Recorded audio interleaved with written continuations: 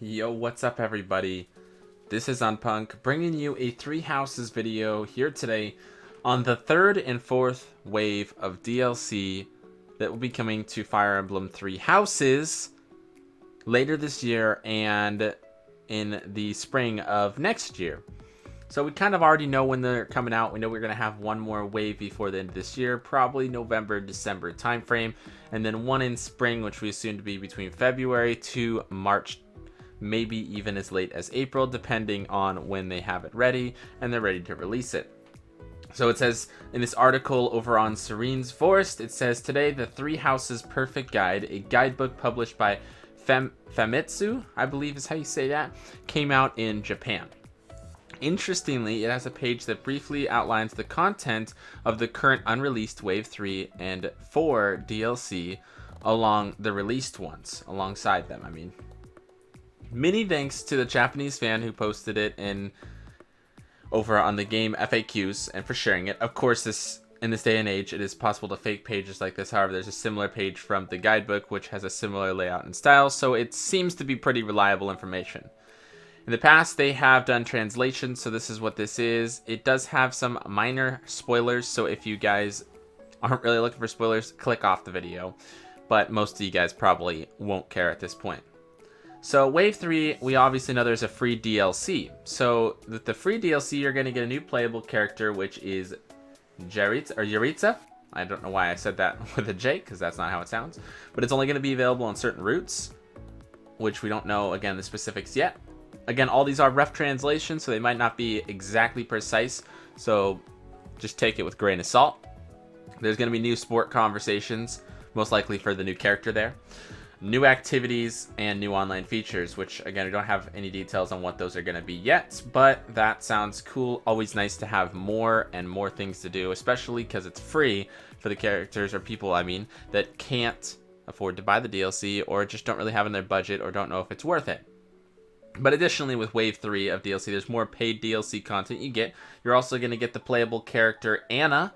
She's going to be available to you, which most of us probably already knew was coming, especially since people went into the game files and they got access to Anna, Yaritza, and other characters like that already, and they've already shown off different quotes and things they have. So we already kind of expected this to come if you keep up with the leaked hacked information there. We additionally have new monastery facilities, which I'm excited to see how that works and what those exactly are. We have new online features, maybe a new online mode that allows you to actually fight with other people. We'll see what happens. I would be very excited to see if we could fight with our friends, do mock battles like we could in some of the older Fire Emblems. They're really, really nice. So I really liked having that availability. So that would be cool to have that. Again, Anna and Yaritza Paralog, which is pretty cool. So obviously probably more items and new things we're going to get. So that's really awesome to have. Obviously there's going to be more story around Yaritza there. So that's going to be a nice addition to the story of the overall game, since he's kind of ambiguous as to what, who, and where and everything. Since who is he? Around 10 is what this is saying for new quests. I assume that means around chapter 10.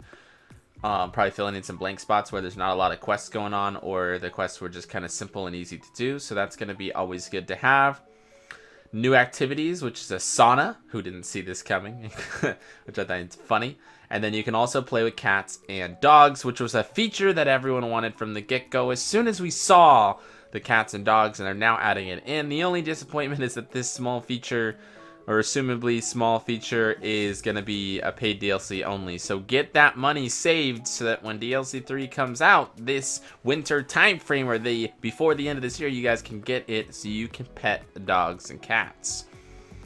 Also get new costumes, the maid, butler, and more, which are character classes from Fates, if I do remember correctly. I didn't play the game much myself, but I do remember the maid and the butler classes you could get in that game. Correct me if I am wrong in the comment section, as I have not played that game again.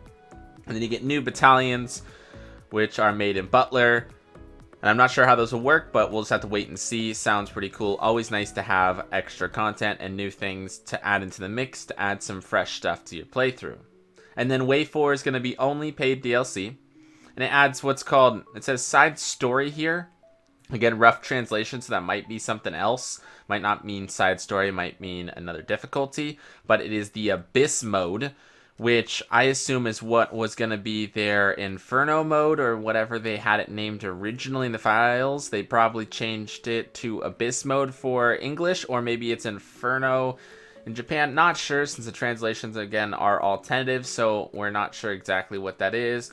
And it says side story, so maybe this is a separate way to experience the story of the game and get a different spin on it, or it kind of is a new, fresh way to play through the story, which maybe cuts out certain activities and things, makes it more streamlined like the old games. Who knows, but we'll have to wait and see. I'm very excited to see how that works whenever it comes out next year, because we got quite a while before it's coming out. After that, we have new playable characters. Again, these are tentative translations, as you can see, so I don't even know how to say those names, so I'm not even going to try. But those 4 characters are going to be new characters. Again, their names will probably be different when you get them in English, so we'll have to wait and see. New support conversations, most likely again through those characters or for those characters.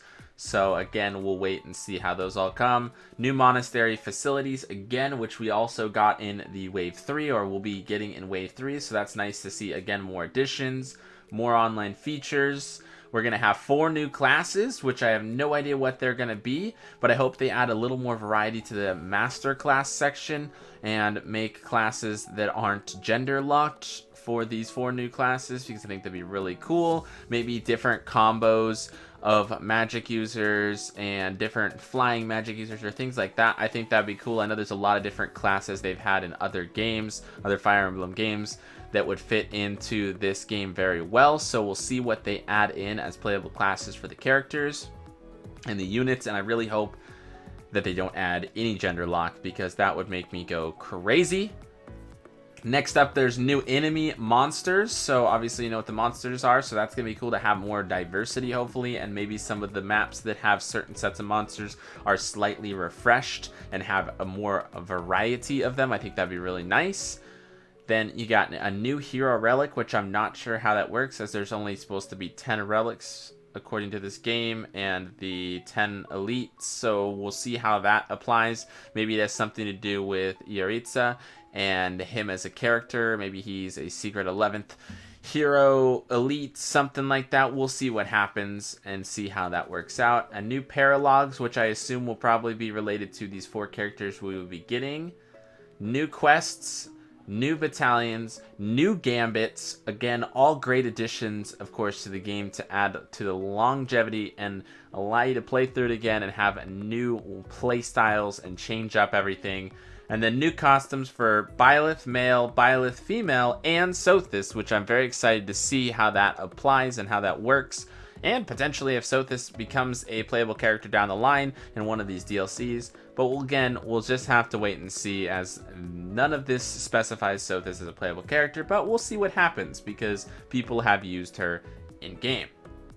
Disclaimer, it says here at the bottom, names and content may change when the DLC is actually released. So again, this is all tentative, so just take it with a grain of salt. But I'm very excited to see how all this works.